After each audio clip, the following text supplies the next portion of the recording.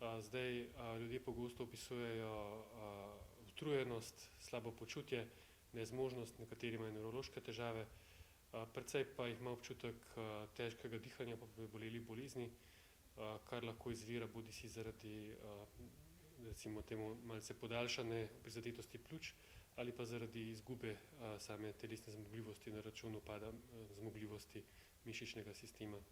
Ja, COVID poznamo sedaj približno 1 leto in je to premajhno obdobje, da bi zares lahko vedeli, kakšne so dolgoročne posledice. Lahko povemo nekaj o srednjeročnih posledicah, recimo 3 do 6 mesecev po preboleli okužbi.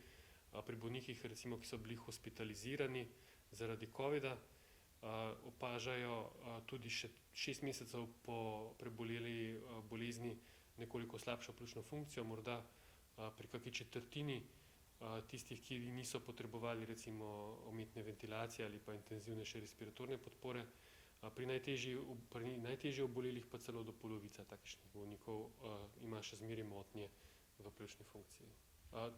Ta raziskava je iz Wuhana, tam so prvi imeli te bolnike, oni govorijo o bolnikih, ki so bili hospitalizirani.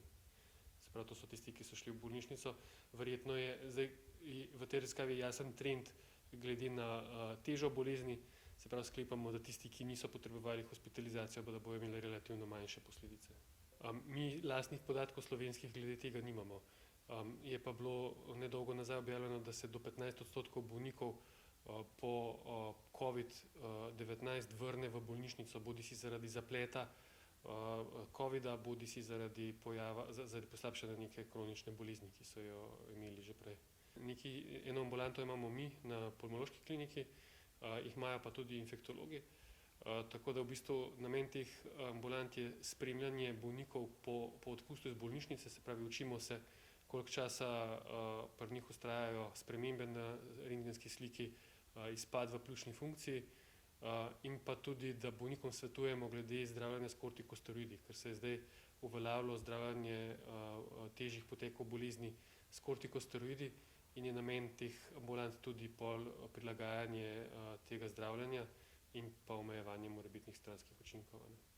Izkušnje so takšne, da če jih obravnavaš zgodaj po preboleli bolezni, ugotoviš še veliko težav v smislu slabega počutja, oslabelosti, ostankov infiltratov na sliki, potem se pa z vsakim tednom, mesecem te težave nekako zmanjšujejo.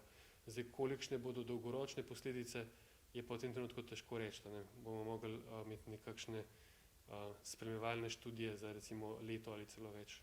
Za te težje oblike COVID-a velja, da dejansko potekajo dlje, kot so potekale recimo tipično viroze, ki smo jih poznali prej. Športniku se pozna pri rezultatu, on vidi, da ne more dosegati takšnih dosežkov, kot jih je prej in to tudi zdaj razpoznavajo, mislim, da sigurno jim dajo vsaj 3 mesece časa za okrevanje, če so pač preboleli težjo oziroma nekoliko težjo obliko, ne pričakujemo najbolj težkih oblik pri tej skupini ljudi, ampak če ima pa seveda človek slabo rezervo, je pa mogoče že tudi tistih 5 ali pa 10% pri relativno blagem poteku bolezni veliko in jih težko zdržijo.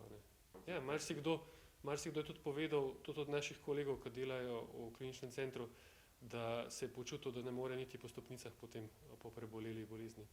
Jaz mislim, sicer sam si to razlagam, da je verjetno prišlo do takega dekondicioniranja v času prebolevanja. Zdaj po COVID-u, tudi po drugih pljučnicah smo pri bolnikih, zlasti pri rizični populaciji opažali počasno okrevanje pri marsikomu, se pravi, ko smo spremljali te izgostitve v pljučih, so lahko vztrajale tudi tedne in tedne in tudi slabše počutje oziroma občutek nezmožnosti je bil del okrevanja po pljučnicah.